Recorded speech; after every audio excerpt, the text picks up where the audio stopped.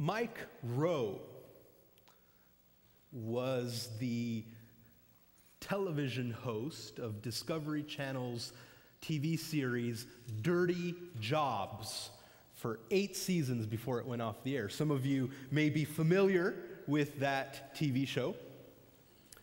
And at the beginning of every show, Mike would introduce it in the following way. He would say, "My name's Mike Rowe, and this is my job. I explore the country looking for people who aren't afraid to get dirty. Hardworking men and women who earn an honest living doing the kinds of jobs that make civilized life possible for the rest of us. Now get ready to get dirty." And the entire episode would be about Mike doing one of those dirty jobs. And after 8 seasons, you can imagine the kinds of things he got himself into. I remember him cleaning out a septic tank. I remember him picking up roadkill, and there are some animals that I would not go near. I even remember one time he analyzed bird vomit with an avian vomitologist. I didn't even know avian vomitologists existed. Actually, when I put it in my notes, my word processor didn't know that an avian vomitologist existed. But they do, and they study bird vomit. So any kids out there who are thinking about what they want to be when they grow up, this may be up your alley. I don't know.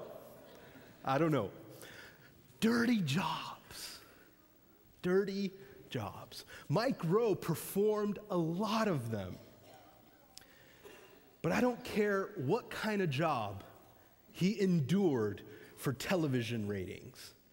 There is no job, there is no dirty job that can come close to being as dirty, disgusting, gruesome, and repulsive as the job that Jesus Christ performed so that you and I can receive salvation. As a matter of fact, Jesus wanted to get this point across to his disciples. He wanted them to understand just how dirty he needed to get so that they can receive renewal and cleansing. And so Jesus, the Son of God, became a servant and did the unthinkable. I want to invite you to open the Bible with me to the book of John. John chapter 13, and we're going to start in verse 2. John chapter 13, verse 2.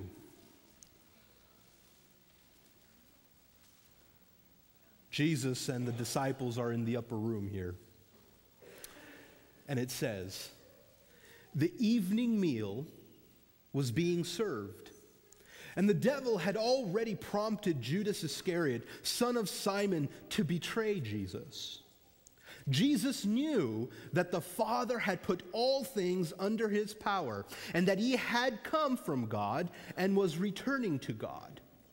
So he got up from the meal, took off his outer clothing, and wrapped a towel around his waist.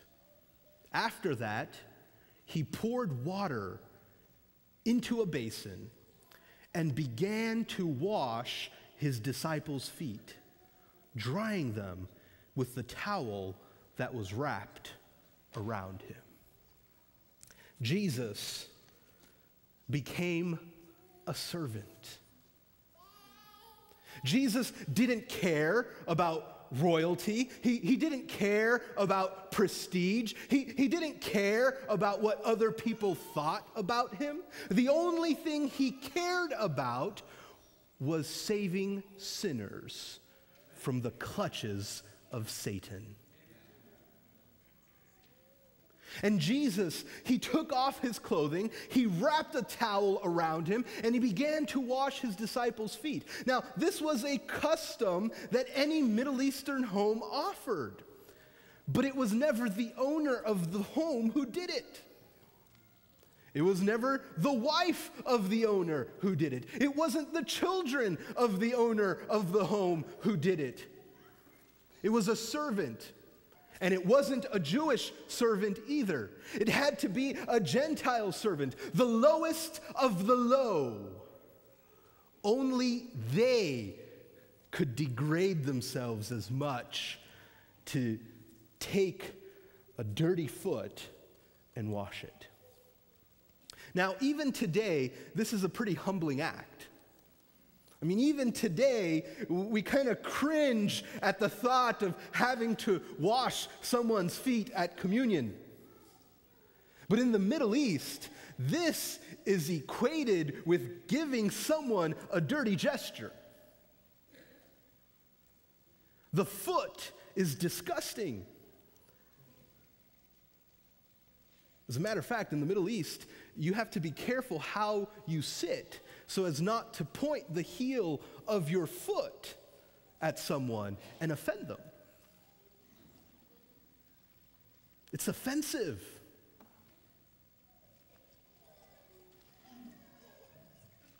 And Jesus didn't care. He didn't care how dirty that job was. He didn't care that it was reserved only for the lowest of the low. He did it anyway. He became a servant. Now, this should remind us of something. This should remind us of Isaiah chapter 53. The introduction actually starts in 52, Isaiah 52, verse 13. And it talks about Jesus being a servant. This is a messianic prophecy. It points toward the Messiah, and it describes the Messiah not as a king, but as a servant, a suffering servant.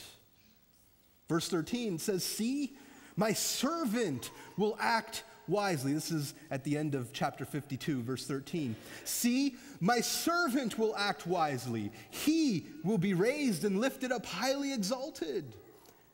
But before he was highly exalted, what did he have to do? Let's jump to chapter 53, verse 5. "But he was pierced for our transgressions. He was crushed for our iniquities. The punishment that brought us peace was upon him, and by his wounds we are healed." The Messiah was to be a servant.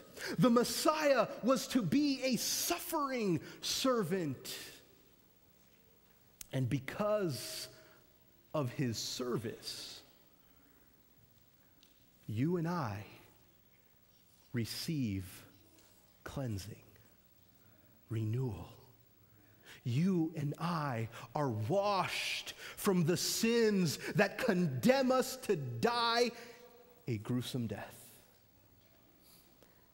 Because Jesus chose to be a servant, we no longer have to pay the penalty. And that is the deepest meaning of foot washing.